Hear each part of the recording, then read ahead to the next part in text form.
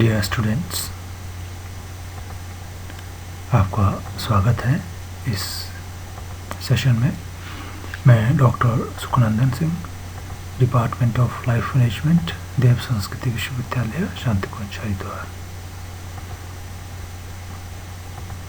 मैं अगले कुछ मिनट्स में स्पिरिचुअलिटी एंड इट्स इम्पोर्टेंस, अध्यात्म एवं इसके महत्व पर प्रकाश डालने जा रहा हूँ। सबसे पहले मैं अध्यात्म क्या है, मैं इस विषय पर को स्पष्ट करना चाहूँगा। अध्यात्म एक बहुत व्यापक शब्द है जिसको किसी एक परिभाषा में समेटना जो है आसान नहीं। अध्यात्म अधिजमा आत्मन दो शब्दों से मिलकर बना हुआ है, जिसका अर्थ है आत्मा की ओर मोड़ना व आत्म तत्व का अध्ययन। श्री मद्भगवद गीता में स्वभावो अध्यात्म उच्यते कहकर इसको परिभाषित किया गया, अर्थात व्यक्ति का स्वभाव ही जो है अध्यात्म है। अब स्व का भाव ये एक रिलेटिव टर्म है। व्यक्ति की मनस्थिति, उसकी चेतना की अवस्था, उसका लेवल ऑफ कॉन्शियसनेस पे जो डिपेंड करता है स्व का अर्थ। लेकिन अपने चरम अवस्था में स्व जो है आत्म तत्व के रूप में आभासित होता है। इसलिए स्वभाव का अर्थ जो है गीता के संदर्भ में हम आत्म भाव से ले सकते हैं। फिर अध्यात्म का अंग्रेजी पर्याय स्पिरिचुअलिटी शब्द है, जिसमें स्पिरिट शब्द जो है व्यक्तित्व की पावन व अनश्वर सत्ता का द्योतक है। Encyclopedia of religion and ethics के अनुसार spirituality is the deepest centre of the person and experience of the ultimate reality. अध्यात्म व्यक्ति के गहनतम केंद्र और परम सत्य का अनुभव है। इस तरह हम अध्यात्म को अपने स्व का, अपने सेल्फ का, अपने आत्म तत्व का, अपने अस्तित्व का अनुभव और इसका अध्ययन कह सकते हैं, जिसके दायरे में अपना समग्र व्यक्तित्व और समग्र जीवन आता है। अध्ययन तो व्यक्तित्व का मनोविज्ञान भी करता है, लेकिन उसका अपना दायरा है। वो मानव के व्यवहार का, ह्यूमन बिहेवियर का, उसके चेतन और अचेतन डायमेंशन में जो है स्टडी करता है।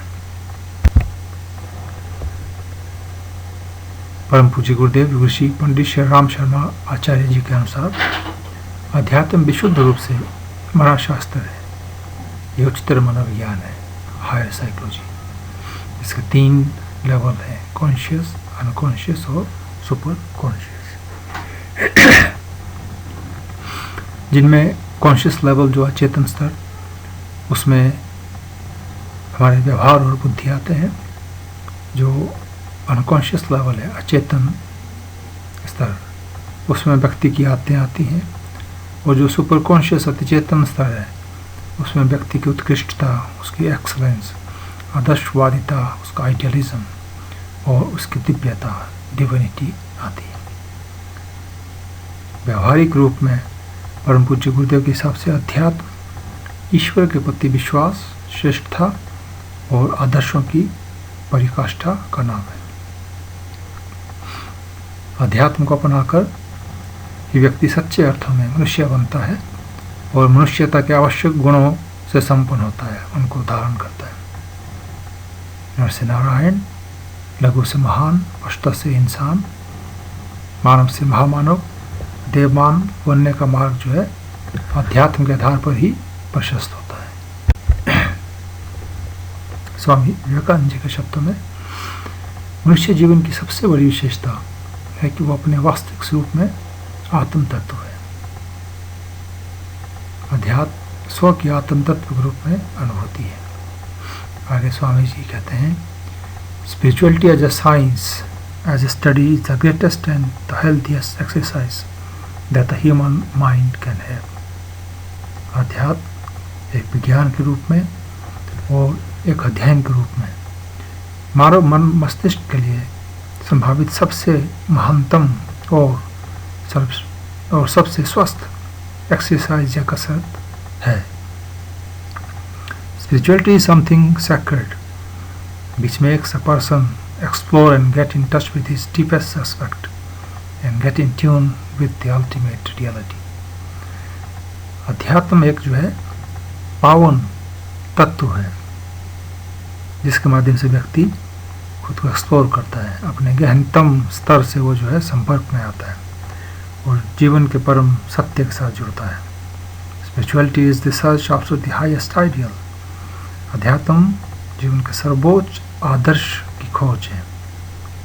स्वामी जी के गुरुदेव रामकृष्ण परमहंस कहा करते थे, मनुष्य का पहला कर्तव्य ईश्वरीय अनुभूति है, अध्यात्म लाभ है, बाकी सब चीज़ें खुद ब खुद जुड़ती जाएंगी। और अध्यात्म का मूल उद्देश्य व्यक्ति के जीवन में शांति लाना है। यह मैं आपको कुछ और स्पिरिचुअलिटी की डेफिनेशन शेयर करना चाहूँगा जो इंटरनेट पे अवेलेबल है। Spirituality includes a sense of connection to something bigger and higher than ourselves and it typically involves a search for meaning in life. अर्थात अध्यात्म जो है जीवन में हमारे सीमित स्व से बृहत्तर, इससे उच्चतर सत्ता जिसको हम ईश्वर, ब्रह्म, विराट ब्रह्म, ब्रह्मांड, सृष्टि, शाश्वत नियम, इटर्नल लॉ, परम सत्य कह सकते हैं, उसके साथ जुड़ने की प्रक्रिया है और जीवन में सार्थकता की खोज है। As such, it is a universal human experience, something that touches a soul. ये एक तरह का जो है सार्वभौम मानवीय अनुभव है जिससे हम सभी कभी न कभी किसी न किसी स्तर पर रूबरू होते हैं। Spirituality is search for deeper meaning in life. अध्यात्म जो है जीवन का जो गहरे अर्थ की खोज है। When we are spiritually healthy, we feel more connected to not only a higher power but to those around us. जब हम आध्यात्मिक रूप से सबल होते हैं, स्वस्थ होते हैं, तो हम न केवल उच्चतर सत्य या सत्ता से बेहतर जुड़ाव अनुभव करते हैं बल्कि अपने परिवेश एवं चारों ओर से भी जुड़े हुए रहते हैं और हमारे दैनिक जीवन के जो चॉइसेस हैं, हमारे निर्णय हैं, उनमें अधिक स्पष्टता रहती है और हमारी क्रियाएं और हमारे व्यवहार जो हमारे विश्वास और मूल्यों से जो है मेल खाते हैं, उनसे संगत रहते हैं। अब हम अध्यात्म की व्यवहारिक परिभाषा स्पष्ट करना चाहेंगे। गीता के हिसाब से जैसे कि हम जान चुके हैं कि अध्यात्म हमारा स्वभाव है। ये जो है अकारण आनंद की अवस्था है। प्राय मन को जो प्रसन्न रहने के लिए कोई न कोई बाहरी साधन, कोई बाहरी अवलंबन, कोई बाहरी साधन चाहिए उसको लिए। लेकिन जब मन बिना किसी कारण के, बिना किसी बाहरी साधन के शांत, स्थिर, एकाग्र एवं प्रसन्न अवस्था में रहता है तो इन क्षणों में जाने अनजाने में हम अध्यात्म तत्व में जी रहे होते हैं।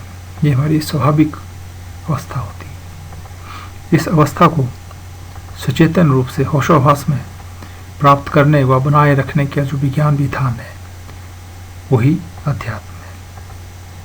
इस तरह से अध्यात्म को हम शांति व आनंद की सचेतन खोज कर सकते हैं।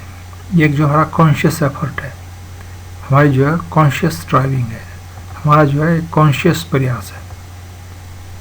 भारतीय आध्यात्मिक परंपरा में योग साधना के विविध तौर तरीके इसी के लिए ऋषियों द्वारा खोजे गए थे, जैसे कर्म योग, ज्ञान योग, भक्ति योग, राजयोग, मंत्र योग, तंत्र योग, हठ योग आदि। फिर धर्म से भी अध्यात्म का जो गहरा रिश्ता है, बल्कि धर्म के गर्भ से जो अध्यात्म प्रस्फुटित होता रहा है और अध्यात्म को अब धर्म का मर्म भी कह सकते हैं। परम पूज्य गुरुदेव के हिसाब से धर्म से अध्यात्म के 3 चरण हैं: धार्मिकता, आस्तिकता और आध्यात्मिकता।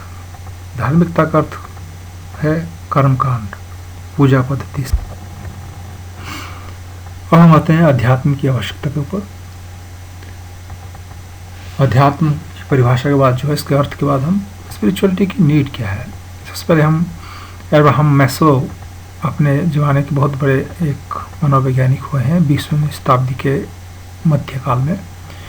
इन्होंने हायरार्की ऑफ नीड्स की बात बताई कि मनुष्य की जो मूलभूत आवश्यकताएं हैं उनका भी एक जो है क्रम है, जिसमें कहा कि सबसे बेसिक जो आदमी की फिजियोलॉजिकली नीड्स हैं। आदमी को जो आहार चाहिए, आदमी को जो है नींद चाहिए, काम, भूख, नींद जो है ये व्यक्ति की बेसिक ज़रूरतें हैं। फिर सेफ्टी नीड्स, आदमी को घर चाहिए, छत चाहिए, दीवार चाहिए, सुरक्षा चाहिए, ये जो है दूसरी नीड्स है। फिर बिलोंगिंगनेस और लव नीड्स की बात की। आपको जो घर, परिवार, यार, दोस्तों का जो है एक इमोशनल सपोर्ट चाहिए, जो आपके जो है विकास के लिए ज़रूरी है। फिर उन्होंने एस्टीम नीड्स की बात की कि आपको जो है नाम, यश है ना, सेंस ऑफ अकम्प्लिशमेंट, अचीवमेंट, ये भी जो है इंसान की आवश्यकता है। फिर इसके बाद जो आपकी जो है शारीरिक, आपकी जो है जैविक, आपकी साइकोलॉजिकल, आपकी जो भावनात्मक, आपकी सामाजिक जो आवश्यकताएं जो पूरी होती हैं, उसके बाद उन्होंने कहा सेल्फ एक्चुअलाइजेशन, व्यक्ति का जो फुल पोटेंशियल है वो भी जो है मैनिफेस्ट होना चाहिए। आदमी जो है जो बेस्ट वर्जन जो वो बन सकता है वो जो है सामने उभर कर आना चाहिए। तो ये जो है आपका स्पिरिचुअल नीड्स की जो और इंगित करता है।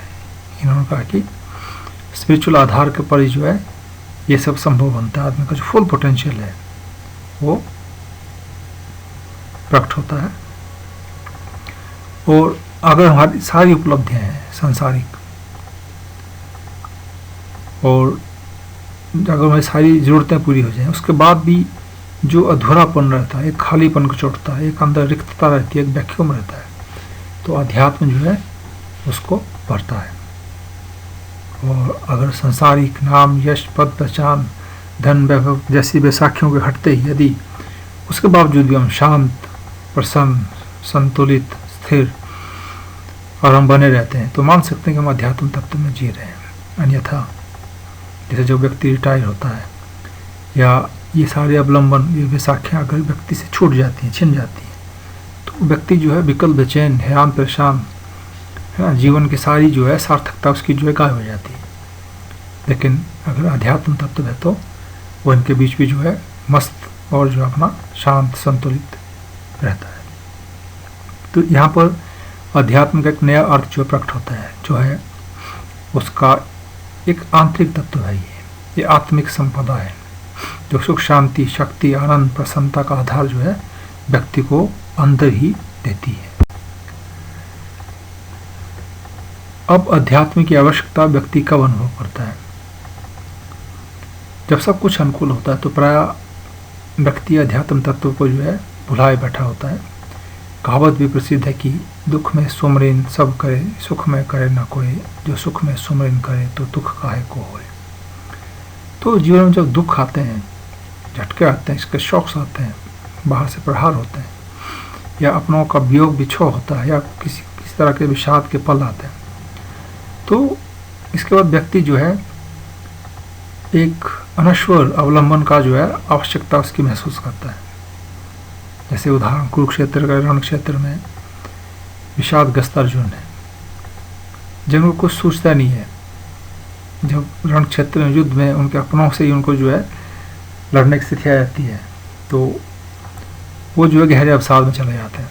तो ऐसे में भगवान श्री कृष्ण का जो है गीता का उपदेश, उनको जो आध्यात्मिक अवलंबन मिलता है, तो वो धर्म युद्ध के लिए तैयार हो पाते हैं। ऐसे ही जब कोई अपना आत्मीय, कोई किसी का वियोग बिछोह होता है, तो व्यक्ति पर जो है शमशान वैराग्य सवार हो जाता है, तो वो अध्यात्म की ओर प्रवृत्त होता है। ऐसे ही संसारिक सुख भोग या उपलब्धियों से जब व्यक्ति का भाव जगता है, इनसे मोह भंग होता है, तो भी व्यक्ति जो है अध्यात्म की ओर जो मुड़ता है। जैसे भगवान बुद्ध, महावीर, राजा भर्तृहरि आदि, ये सब जो ऐतिहासिक उदाहरण है।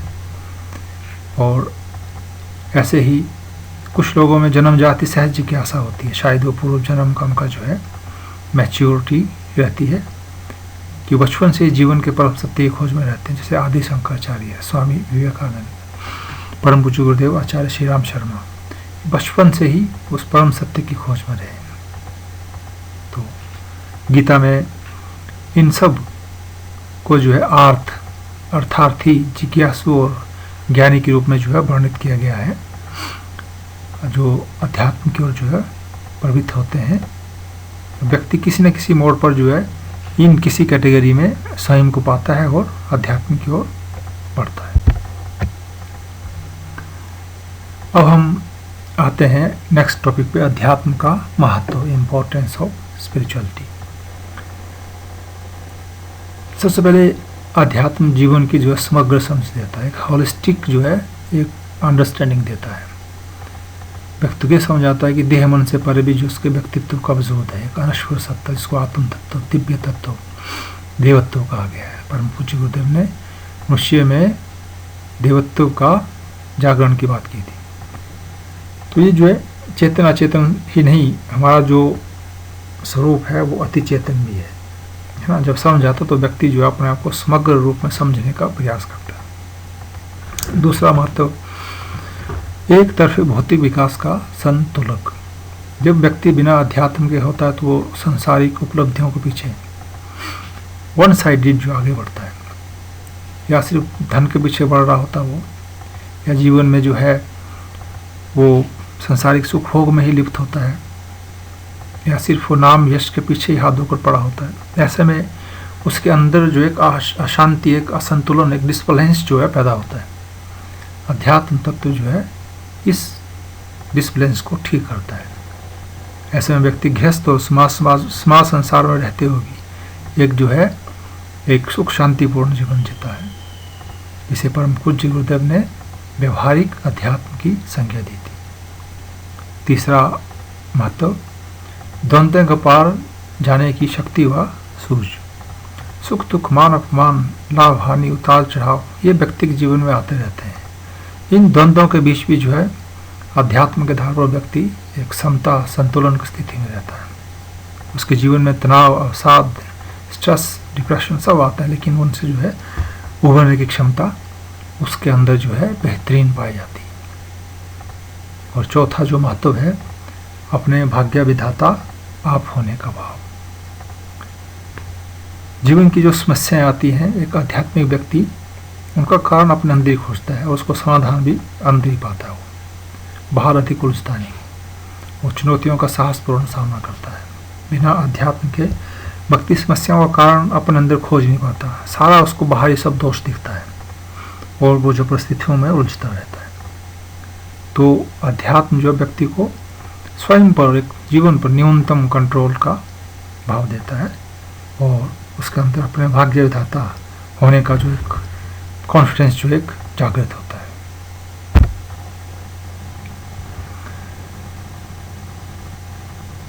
पांचवा जो महत्व है, खुद से रूबरू व विराट से जोड़े। आध्यात्मिक जीवन जो है जीने पर व्यक्ति स्वयं को जानने का प्रयास करता है। अपने जितने वो गहरे उतरता है उतना ही वो विराट से भी जुड़ता जाता है और परिवेश और समाज के एक संवेदी घटक के रूप में वो जो है विचरण करता है। और जो छठा महत्व है, विश्वसनीयता एवं प्रामाणिकता का उसका जो है जन्म। जब व्यक्ति स्पिरिचुअलिटी को अडॉप्ट करता है तो क्रमिक रूप से उसका जो व्यक्तित्व का बिखराव है वो रुकता है।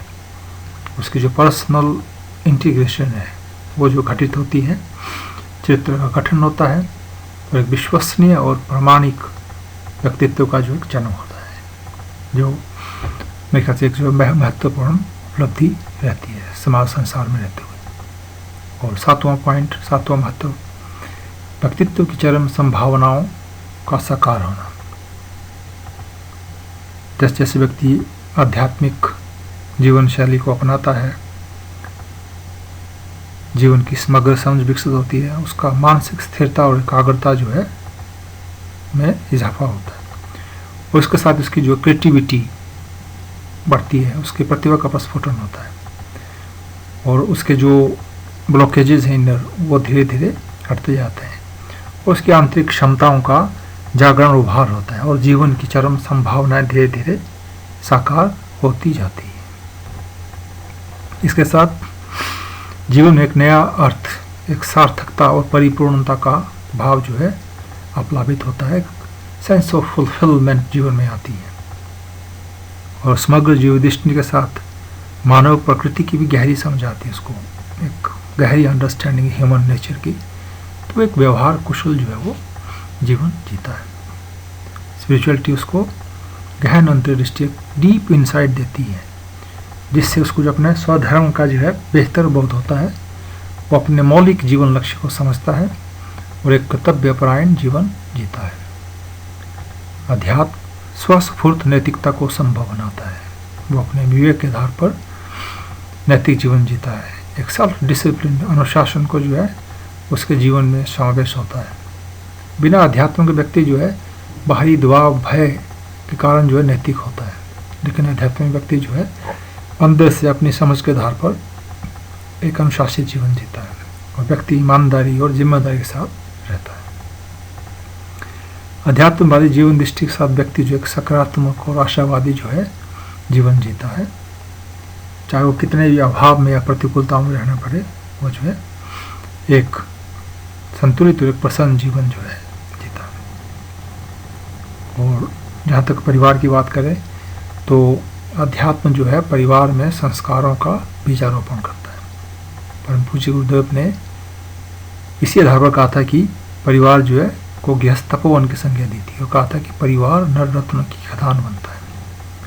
और समाज में जब आध्यात्मिकता का समावेश होता है तो वहाँ पावन भाव और विचारों का संचार होता है।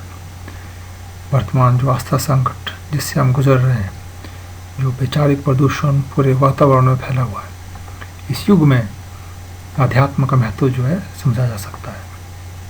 और अगर हम ग्लोबल स्तर पर देखें, वैश्विक स्तर पर, तो विश्व शांति और सौहार्द का जो एक ठोस आधार अध्यात्म जो है तैयार करता है। जब विभिन्न धर्म, विभिन्न संस्कृतियाँ, विभिन्न राष्ट्र एक दूसरे से टकरा रहे हों, कलह क्लेश की स्थिति बनी हो, युद्ध जो है सामने जो है खड़े हों, तो ऐसे में आपस में संवाद सेतु के रूप में।